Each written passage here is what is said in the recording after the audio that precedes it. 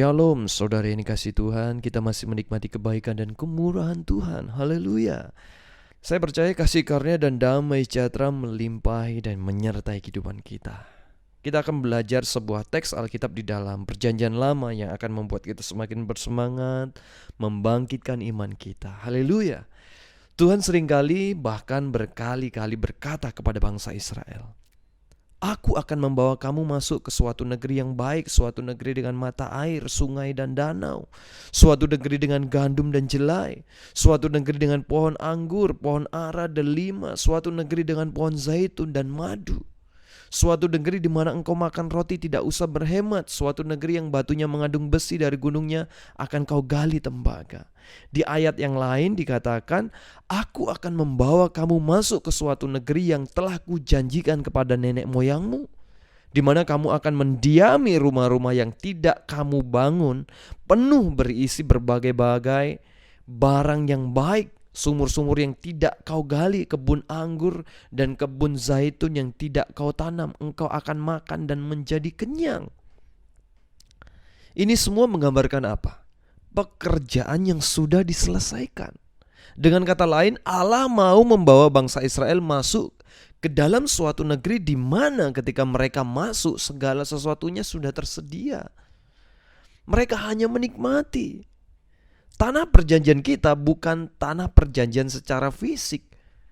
Tanah perjanjian kita adalah rest in Jesus. Rest atas pekerjaan yang sudah Tuhan Yesus selesaikan di atas kayu salib. Allah menggambarkan kepada mereka seperti apa tanah yang dijanjikan kepada mereka. Tetapi mereka tidak menghargai apa yang Tuhan katakan. Tidak percaya tentang apa yang Tuhan katakan kepada mereka. Itu sebabnya mereka meminta Musa mengirim 12 pengintai untuk melihat negeri yang dijanjikan. Pertanyaannya, apakah mereka butuh mengirimkan pengintai untuk membuktikan apa yang Allah katakan? Allah sudah mengatakan kepada mereka seperti apa negeri itu. Tetapi mereka mengirim pengintai untuk melihat negeri itu. Dapatkah mata manusia yang kenyataan selalu gagal ini mampu menerjemahkan apa yang Allah katakan? Kalau Tuhan berkata kepada kita, sebab aku ini mengetahui rancangan-rancangan apa yang ada padaku mengenai kamu, yaitu rancangan damai sejahtera, bukan rancangan kecelakaan, untuk memberi kepadamu hari depan yang penuh harapan. Yeremia 29 ayat 11. Mungkin kita berkata, tapi sekarang ekonomi belum pulih, tapi. Mata kita tidak akan pernah sanggup untuk menerjemahkan apa yang Allah katakan.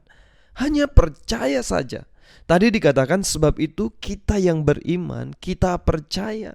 Kita akan melihat rancangan damai sejahtera Allah yang akan memberikan kepada kita hari depan yang penuh harapan. Musa memilih 12 orang dari tiap-tiap suku untuk mengintai negeri itu, termasuk Yosua dan Kaleb. Yosua berasal dari suku Efraim dan Kaleb berasal dari suku Yehuda. Mereka pergi menyelidiki negeri itu selama 40 hari. Sesudah itu mereka kembali kepada Musa.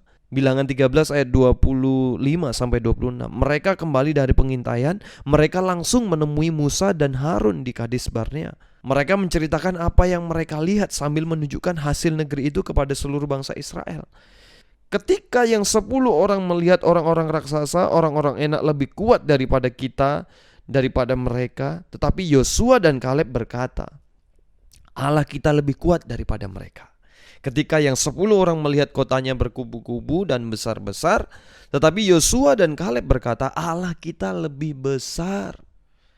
Kemudian Alkitab menceritakan Kaleb mencoba menenteramkan hati bangsa itu di hadapan Musa. Kita akan maju dan menduduki negeri itu sebab kita akan mengalahkannya. Tetapi yang 10 lagi berkata, kita tidak dapat maju menyerang bangsa itu karena mereka lebih kuat daripada kita. Kalau kita melihat kepada kotanya yang besar, bentengnya yang berkubu, ada raksasa, maka kita akan berkata tidak mungkin. Tetapi kalau kita melihat kepada Tuhan, memandang Tuhan, fokus pada Tuhan, yang kepadanya tidak ada yang mustahil, maka kita akan berkata, kita pasti sanggup mengalahkan mereka.